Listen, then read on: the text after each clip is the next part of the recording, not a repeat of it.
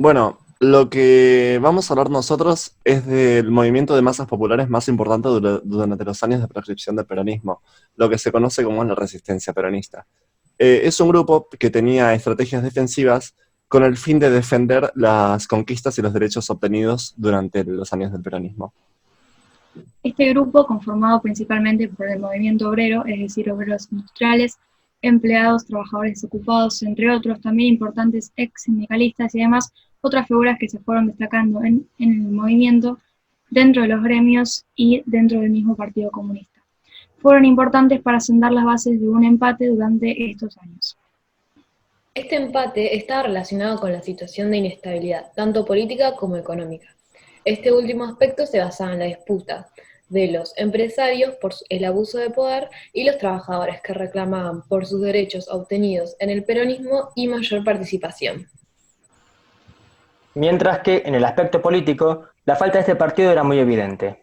Las democracias condicionadas, en cierto punto, se dieron a través de pactos con el mismo Perón o en políticas relacionadas a sus partidos para ganar el apoyo de estos grandes grupos. Este capítulo de nuestra historia empieza en el año 1955 con el golpe de Estado liderado por el general Eduardo Lonardi. Esto desencadenó una serie de levantamientos militares a gran escala en el país. El objetivo de este golpe era poner fin al peronismo, y así fue como usurparon el poder y pusieron fin a 9 años de gobiernos peronistas. Pero ¿no conviene en primer lugar explicar cómo se llevó a cabo el derrocamiento de Perón y se ejecutó un golpe de Estado de esta magnitud? Sí, dale, mira, ahí te explico cómo fue. Los principales protagonistas del desplazamiento de Perón fueron los principales dirigentes del socialismo, el radicalismo y el Partido Demócrata Progresista, así también como la Iglesia Católica. Este acontecimiento fue trascendido a nivel histórico como el más importante acto en contra del peronismo. Y obviamente, los sectores antiperonistas de las Fuerzas Armadas no tardaron en aparecer, y fue de la forma más violenta posible. Hubo un total de 30 aviones bombarderos rodeando la Casa Rosada con la clara intención de hacer que Perón renuncie. Este hecho sucedido con la supuesta defensa del orden constitucional fue el que dio inicio a un periodo de 10 años de dictaduras y democracias condicionadas. Las bases de esta autoproclamada revolución libertadora tenían el objetivo de desvincular a los trabajadores de la figura de Perón, ya que su retorno supondría una gran amenaza. Igual no nos olvidemos que las razones de esta grieta, de distintos intereses políticos, viene del gobierno de Perón, viene de los años peronistas. Pero es cierto que se marcó bastante cuando Aramburu, en el año 1956, en el 56, lanzó el decreto de 4161, prohibiendo así los símbolos peronistas. Así es. Retrocediendo un poco en el tiempo, es importante recapitular sobre algunas de las políticas que tomó Perón en sus dos gobiernos consecutivos. Lo que evidencia este golpe es la clara división, tanto social como política, de la población. Por un lado estaban los peronistas y por el otro los antiperonistas, y esta división fue la que produjo inicialmente su gobierno. ¿Y cómo influía esta división por el conflicto de intereses en el levantamiento militar de 1955? Puesto que este último grupo, los antiperonistas, tenían un gran arraigo en los altos sectores de la sociedad y de su postura liberal, para ellos el peronismo se trató nada más ni nada menos que de un movimiento nefasto y perjudicial para el país. Estos pensamientos influyeron mucho y fueron los que hicieron que se llevara a cabo el golpe de 1955. Mientras que, por otro lado, como Perón puso sus pilares en abrir la puerta a los derechos sociales y una distribución de las riquezas mucho más justa, hizo que él ganase la simpatía de los sectores populares sociales y de los sectores que son, ¿cómo se dice?, discriminados étnicamente. Claro, y por eso mismo estos grupos contaban con el apoyo de sindicatos importantes y movimiento obrero. Es más, ganaron mayor participación durante los años de sus presidencias y fueron los mismos en conformar la contundente resistencia peronista durante los gobiernos condicionados luego del golpe de Estado. Además, obtuvieron mayor participación en el intento de disminuir las amenazas de a punta de pistola de los militares en el gobierno. Sin embargo, con las medidas del decreto de ley 4161 no le fue nada fácil. Exacto. De por sí ya está implementado que durante el proceso inicial de despenalización, la persecución y la proscripción estaban destinados a acabar con el peronismo. Es más, además de la generalización y la profundización de la represión durante el gobierno de Aramburu, este fue peor por el decreto. Ahora, ¿qué hizo el decreto? Bueno, el decreto inhibía a todos los miembros del partido peronista a ocupar cargos públicos. Estaba terminantemente prohibido mencionar a Perón o a Evita e incluso mostrar los símbolos partidarios. Y tercero, estaba la intervención en la CGT. ¿Qué pasó acá? Bueno, principalmente se designaron a dirigentes militares y se favoreció el control de los sindicatos en manos de líderes no peronistas. Todo esto generó para hacerlo, una serie de diversas resistencias. ¿Como cuáles? Bueno, había enfrentamientos callejeros, sabotajes en las industrias, en los centros de transporte también, hubo atentados y también había conspiraciones cívico-militares. Todo esto deja en evidencia que este episodio acentuó aún más la grieta entre ambos bandos. Es importante resaltar que la resistencia fue un movimiento inédito en nuestra historia, ya que fue eminentemente popular. Quiere decir que no contaba con ningún dirigente al mando. Si bien hubieron en el pasado otros movimientos que sí tenían personalidades principales, esto fue simplemente el pueblo, y sobre todo un pueblo humilde. Sin embargo, a pesar de su espontaneidad y su carácter anárquico, las bases sindicales sirvieron para nutrir a este grupo, donde además encontraron cobijo, financiamiento y apoyo para sus acciones. De sus humildes orígenes se desprenden dos cuestiones importantes. Primero, la mala organización y planificación de las tareas, que además de la carencia de recursos, que en varias ocasiones le ha salvado la vida a los participantes de la resistencia, ya que no sufrieron duras represiones por el régimen dictatorial de la época, dado que estaban asociados desde sus trabajos a través de barrios o fábricas donde se agrupaban en grupos llamados comandos o células clandestinas acompañadas de estallido de incendios y bombas. Bueno, o sea, para entender esta desorganización, vos lo que te tenés que plantear primero es una situación donde no hay líderes, porque todos los líderes peronistas estaban o exiliados o presos, básicamente. Y hablando del poder sindical, que es otra fuente, no, tampoco, porque estaba todo desencabezado. Y es la situación que justamente los sectores patronales aprovecharon. ¿Para qué dirás vos? Para aumentar su poder en las fábricas, disminuyendo el poder de los trabajadores. O sea, primero, no cumplieron con los convenios colectivos de trabajo, o sea, nada. Después, las políticas que se alcanzaron en el peronismo para los trabajadores se recortaron básicamente, se deterioró muchísimo las condiciones de trabajo y se llevaron a cabo las listas negras. ¿Qué es eso? Es una lista básicamente donde se anotaban muchos nombres para ser despedidos y eso hizo que muchos trabajadores terminaran en la calle. Como contraste de esto, los trabajadores hicieron un movimiento obrero clandestino, que no tenía nombre, pero sí tenía un fin, que era la resistencia. Y hacían medidas, y hacían actos individuales como sabotajes, o trabajaban mal y no producían lo suficiente, o bien desmantelaban las máquinas. Estas acciones tenían sus consecuencias dentro de la sociedad, porque o perjudicaban a los medios de transporte, o bien a la productividad de las fábricas, o incluso perjudicaban algunas medidas económicas del gobierno. Mientras que, en cuanto a las protestas de formas colectivas, estos empezaron a silbar la marcha peronista o incluso parar el trabajo por unos minutos. Pronto comenzaron a haber comisiones internas dentro de las fábricas, y estos mismos comenzaron a aliarse con otros sectores del movimiento obrero. Además, tanto la resistencia como el sabotaje de las fábricas comenzó a ser más organizado y más instrumentado con claros objetivos, como por ejemplo la implementación de delegados, el apoyo logístico a una huelga o para que ésta sea más eficiente, hasta incluso el pedido del retorno del general Perón. El Partido Comunista también se suma a los llamados de protesta, por lo cual comienza a evidenciarse otro tipo de peronismo, el peronismo de izquierda, el cual también Perón apoya ya que lo ve como un medio futuro para su retorno. Si bien él sostenía una tercera posición frente a las posturas de la Guerra Fría, es decir, no se consideraba a pleno partidario ni del capitalismo ni del comunismo, sino que él hablaba más bien de un capitalismo humanizado, como él mismo lo denominaba, fue estratega y aprovechó la situación para contraer el apoyo de otras fuerzas que lo ayudaran a derrocar a los actuales gobiernos. Así es como en 1956 este partido conforma con los peronistas la Comisión Intersindical, con el objeto de presionar al gobierno para que permita la participación de la comisión en el Congreso Normalizador de la CGT en 1957. De forma paralela, varios militares y ex-sindicalistas comenzaron a formar grupos de choque armados conocidos como Comandos de la Resistencia, donde eran más violentos, realizaban bombas caseras y acciones de protestas. El líder principal fue John William Coke, quien era un abogado constitucionalista y había sido exdiputado durante la primera presidencia peronista. Él fue elegido por el mismo Perón para ser su delegado personal.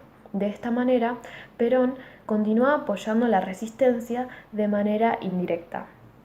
Así es como se convirtió William en una figura muy importante, ya que era el jefe de las fuerzas peronistas dentro del país y en el extranjero.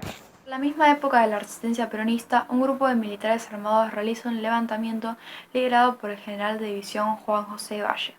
Sus objetivos principales era darle fin a la persecución peronista, la reconstitución de la reforma constitucional de 1949 y la liberación de todos los presos políticos peronistas. Entre otras cosas, su fin era generar las bases necesarias para el retorno de Perón al poder. Esta proclama evidencia sobre todo dos aspectos que caracterizaron a la resistencia durante sus inicios al peronismo. Por un lado, una gran aptitud para percibir los males que sufre la fuerza mayoritaria popular, y por el otro, una notable ambigüedad para convertirse en movimiento revolucionario y abandonar las bellas palabras. Los levantamientos se produjeron entre las 10 y las 12 del 9 de junio. A Cook le llegó una carta de Perón criticando a los militares, al golpe militar frustrado, diciendo que solamente mostraban la poca prudencia que caracteriza a los militares. Perón afirmó que los golpistas lo habían traicionado. Cabe destacar también que este golpe, atroz, sin organización y con carencia de recursos además, tenía una convicción, perdón. Y muestra también que sin duda, por más que tengas un fuerte sentimiento, ante una oposición fuerte y capaz de reprimirte, por más que mucha convicción que tengas, no va a salir bien. Que efectivamente es lo que pasó. Terminaron fallando. La noche del 10 de junio de 1956, dicho lanzamiento militar al mando de Valles, junto con los militares y civiles que participaban, sufrieron una dura represión. Sin embargo, estos últimos no tuvieron la misma suerte que el general y no pudieron refugiarse, por lo tanto debieron sufrir las consecuencias que trajo la ley marcial dictada por el gobierno militar, que se basaba en fusilar a aquellos rebeldes capturados. 2 días después, el responsable del levantamiento, Juan José Valle, decide entregarse voluntariamente a las autoridades nacionales. Así es como su decisión lo conduce a su condena y se une a las 30 muertes que le sucedieron durante las últimas 48 horas. Para. ¿No es que era como algo temporal? O sea, quiero decir, ya habían alcanzado un periodo sin el peronismo en el poder y además tenían a Perón exiliado. Claro, sí. Es más, justamente es en el año 57 que la Revolución Libertadora considera que es tiempo de alcanzar su objetivo inicial y dar paso a una salida democrática. Entonces, llaman a una asamblea, una convención nacional constituyente en Santa Fe, junto a todos los partidos, exceptuando al peronista porque seguía proscripto, para establecer la futura organización del país. Empezaron con la derogación de la Constitución de 1949, eliminando las modificaciones peronistas, exceptuando alguna, como puede ser el artículo 14 bis. La Convención Constituyente también había intentado tratar el tema de la normalización de la CGT, llamando a un Congreso normalizador. Para ello llamó a todos los representantes de los gremios de los cuales participaban en la resistencia peronista, ya tenían una posición clave.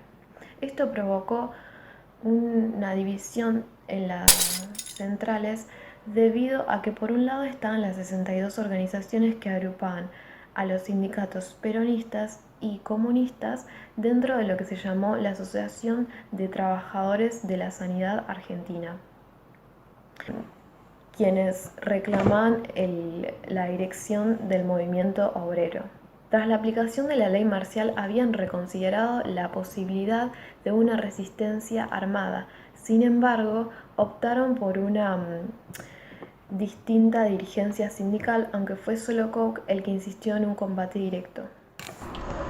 Por otro lado, el otro centro que formaban los no peronistas fueron las 32 organizaciones que agrupaban a los gremios que se reunían en el Sindicato de Empleados del Comercio.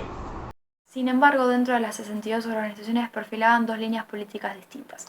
Por un lado estaban los sindicalistas más duros, los cuales tomaron una posición de intransigencia con el gobierno y quisieron negociar a través de las 62 organizaciones para detener las políticas antiperonistas. Entre ellos se destacaban los dirigentes Sebastián Borro y José Alonso. Mientras que por otro lado estaban los más conciliadores, los cuales apoyaban el contacto con los militares para fortalecer sus posiciones. Entre ellos se encontraba el dirigente sindical del gremio de los metalúrgicos, Augusto Timoteo Bandar. A principios de 1958, para alcanzar la salida democrática, se llamaron elecciones nacionales. Con la proscripción aún vigente, Perón desde el exilio llamó a sus seguidores a votar en blanco, lo cual luego mostró una gran prevalencia peronista, resultando un 24% de votos en blanco frente a la farsa democrática. Entonces, seguía siendo clave el poder de Perón y su resistencia en el país, lo que evidenciaba también la falta de un partido político muy importante. Sin embargo, el ganador de estas elecciones fue el de la Unión Cívica Radical Intransigente, representada por Arturo Frondizi. De trasfondo, había un pacto clave para que ambos bandos se beneficiaran. Por un lado, Frondizi, que necesitaba votos, y por el otro lado, Perón, que no quería que su figura se debilitara. Y bueno, fue así que a través de un pacto secreto entre Cook, el delegado personal de Perón, y a Rogelio Frigerio, la mano derecha de Frondizi, se estableció un trato donde Frondizi debía levantar las proscripciones peronistas para bien poder recibir los votos, el apoyo del pueblo peronista.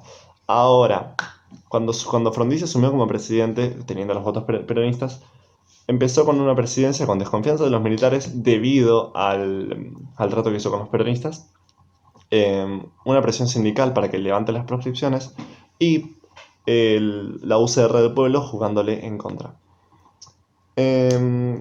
Las políticas que llevó Frondizi se llamaron desarrollistas y quisieron favorecer a todos, pero en realidad no puso en contento a nadie e hizo que todo lo que había construido se fuese cayendo. ¿Cómo puede ser la relación con los peronistas? Que al nunca haber levantado las proscripciones hizo que se deteriorara su relación y se realizaron huelgas y paros por parte de la 62.